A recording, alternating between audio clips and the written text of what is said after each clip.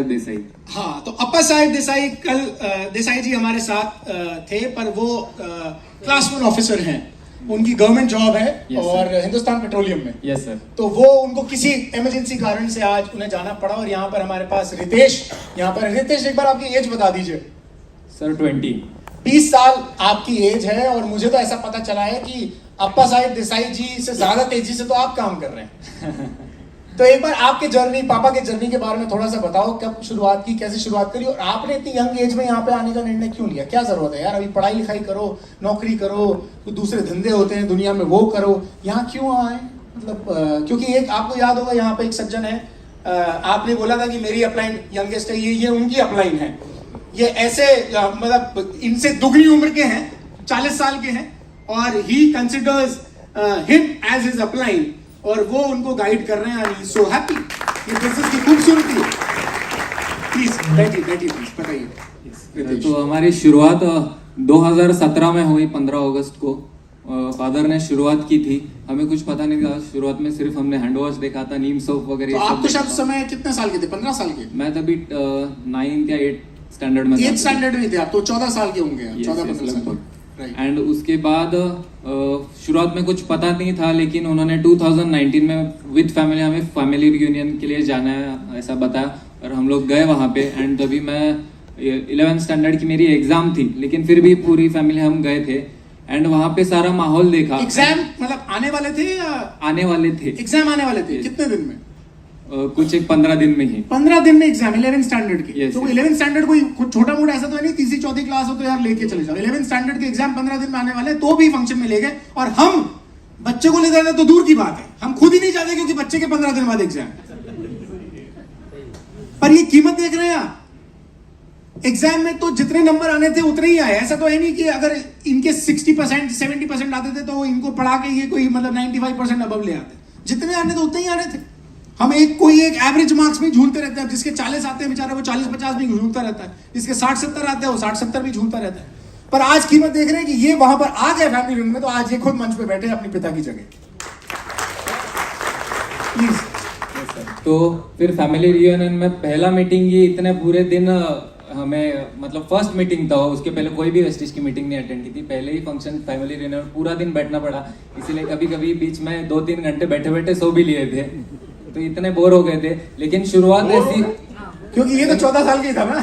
बहुत छोटा था मैं, लेकिन बाद में मीटिंग 3rd डे तक इतना मैं इमोशनल हो गया कि DUCDs का इतना सेलिब्रेशन हो गया, इतना अच्छे से सेलिब्रेशन हो रहा था। उसके बाद लग गया इसके अलावा अभी और कुछ नहीं चाहिए जिंदगी में, ऐसा रिकॉग्निशन चाहिए बस मेरे पूरे फैमिली का। और हमारे साथ जो भी लोग काम कर रहे हैं उनको DUCD जल्द से जल्द पहुंचाना है। तो ऐसे सफर की शुरुआत हुई एंड क्राउन रिकॉग्निशन उसी FRU में हुआ था 2019 में। एंड तभी ठान लिया था कि जल्द से जल्द हमें हमारे अपलाइन ने जैसे उनकी 22 लाख की MG हेक्टर ली, वैसे ही हमें अगले 1 साल तक रिकॉग्निशन के साथ MG हेक्टर लेनी है। एंड उनके कदम पर कदम रखते हुए हमने अगले 1 साल में ही 21 लाख की MG हेक्टर इस बिजनेस के थ्रू अचीव कर ली। MG हेक्टर ले ली है 20 लाख की, लगभग 20 लाख रुपए की MG हेक्टर। एंड फिर ऐसी फैमिली का और सपोर्ट बढ़ने लग गया। पहले शुरुआत में पूरी फैमिली थोड़ी बहुत नेगेटिव, क्यों इसमें पढ़ना है वगैरह ऐसा हो गया, लेकिन विनिंग टीम के संस्कार इतने अच्छे कि फैमिली रियूनियन की वजह से मेरा पूरा माइंडसेट हिल गया, ड्रीम मेरा और विजन पूरा क्लियर हो गया। एंड उसके बाद से फिर मैंने अपनी जर्नी स्टार्ट की जब मैं 18 हो गया। उसके बाद से मैंने अपनी जर्नी शुरुआत की थी। मैं तो पहले ही एक्साइटेड था कि पहले मैं कैसे 18 होता और अपने अपने बिजनेस की शुरुआत करता हूँ। तो इस तरह मेरी शुरुआत हुई और मेरी उम्र अभी 20 साल है, 3rd year computer engineering student हूँ। कुछ मेरे दोस्त थे 11th स्टैंडर्ड के, 10th स्टैंडर्ड के, उनके साथ शुरुआत की।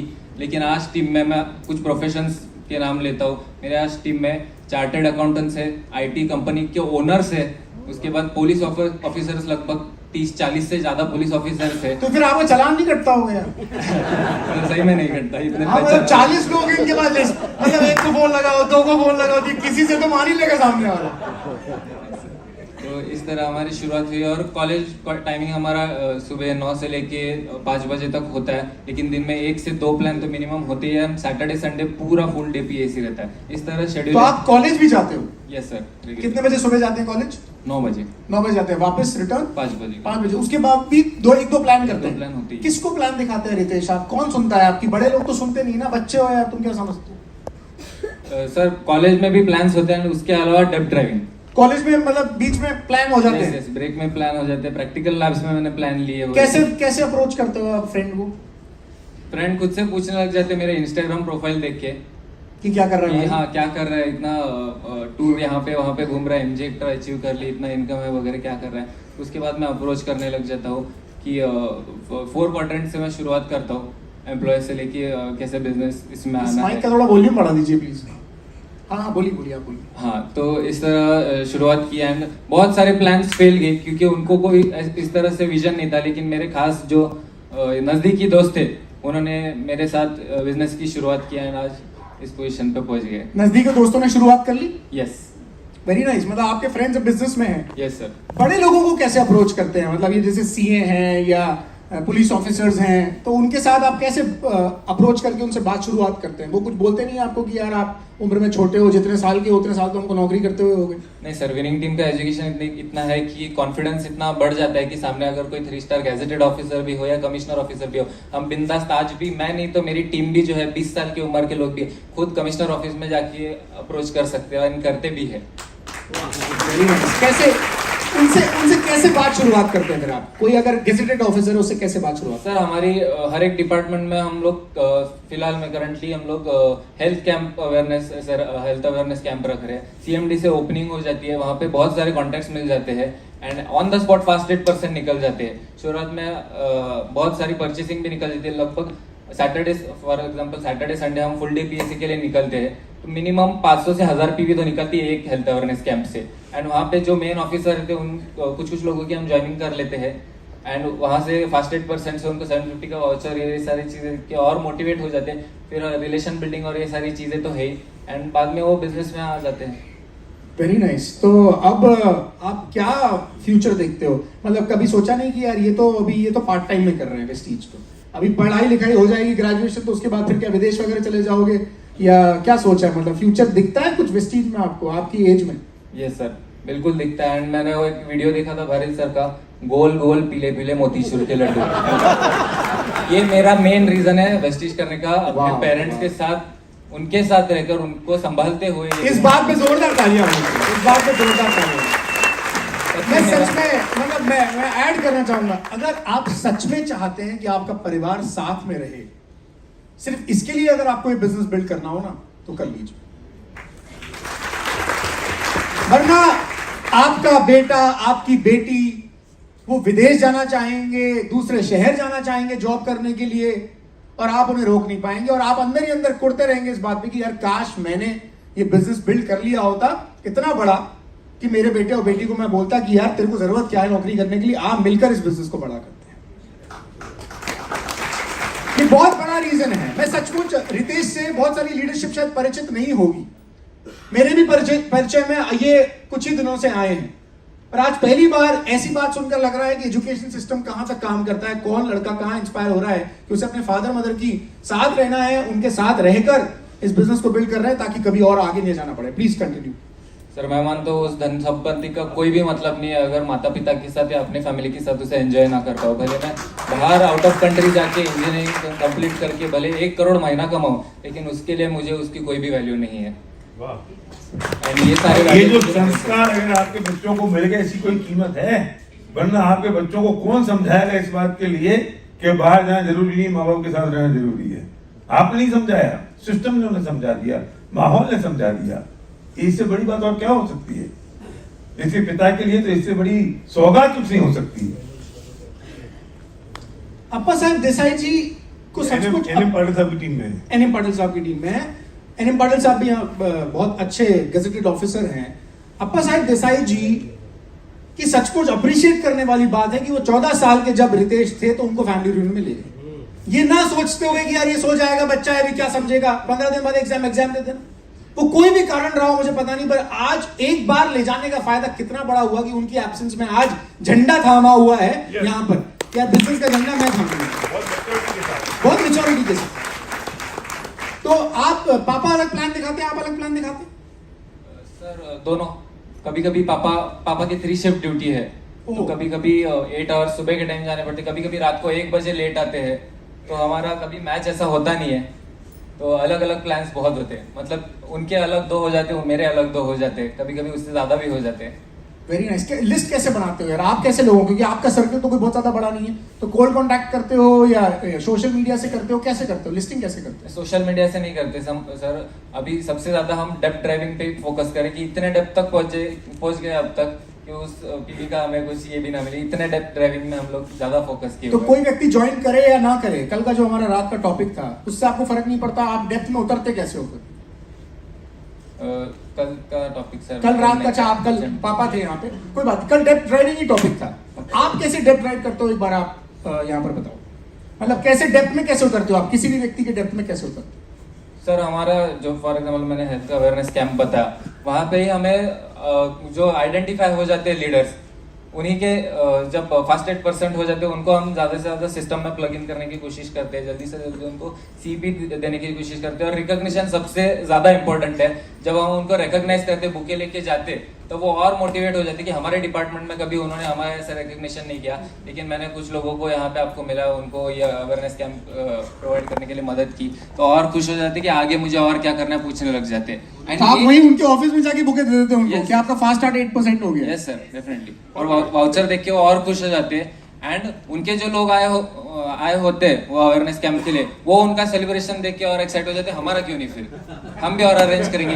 ये सिंपल है डेप्थ ड्राइविंग एकदम, नीचे हम पहुंचते नहीं है, नीचे तक पहुंचेंगे तो आराम से इजीली। तो आप उनको नेटवर्क में लाने का पूरा कोशिश करते हो, सीपी पर लेकर आने की, ताकि नेटवर्क के लीडर बन जाए। तो ऐसे लोग कन्वर्ट हुए या सिर्फ हेल्थ प्लान होते रहते हैं? नहीं सर, कन्वर्जन बहुत अच्छे से हो रहा है। अच्छा, अभी पिछले 2 महीने में ही एक ही लेग में लगभग 3 डेप्थ क्वालिफाई हो गए। Very nice. ब्रॉन्ज क्वालिफाई हो गए? हाँ, ब्रॉन्ज डायरेक्टर वाले 3 से 4 डेप्थ एक ही 2 महीने में ही क्वालिफाई हो गया, सिर्फ और सिर्फ ये हेल्थ अवेयरनेस कैंप के थ्रू।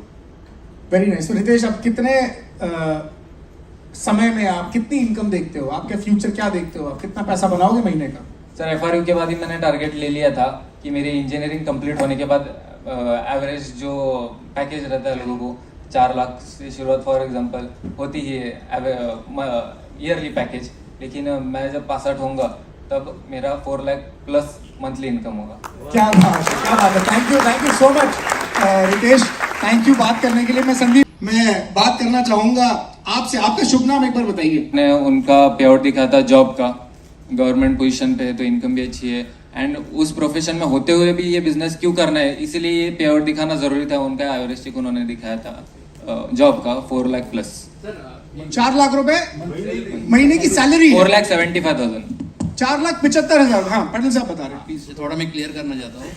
तो हम लोगों ने मीटिंग की थी, वहाँ पर सर भी आए थे, देशपांडे सर आए थे, श्रीधर सर आए थे। तो मतलब लोगों को ना लगे कि बाबा ये पाटिल साहब, देसाई साहब ये इसके लिए पीछे लगे हैं कि इनको कुछ काम नहीं है, सैलरी वगैरह पगार कुछ नहीं आता नहीं। तो हमने बोला कि सर की परमिशन ली, सर हम लोग सैलरी दिखाए क्या? तो मैंने मेरी नहीं दिखाई, देसाई सर का बोला कि सर आपका थोड़ा स्क्रीनशॉट निकालो। तो सैलरी दिखाई थी 4 लाख रुपए देसाई सर के, ताकि लोगों सीरियस हो जाए कि वो इतना होकर भी लोग इतना पर मंथ फिर भी दिन रात एक मेहनत कर रहे हैं और आपके पीछे है। तो हम लोग आपके पीछे इसके लिए थे कि आप आपकी जिंदगी बदलना चाहते हैं। So that was the purpose. Very nice. 4,75,000 रुपए का सैलरी है, उसके बावजूद इस बिजनेस कर रहे हैं। पर आपने उससे पहले तो MG हेक्टर नहीं ली? नहीं सर, उसके बाद वो MG हेक्टर तो इस बिजनेस में आने के बाद इसके थ्रू कार फंड से ली। कार फंड से MG हेक्टर ली है, उसके पहले नहीं ली थी MG हेक्टर।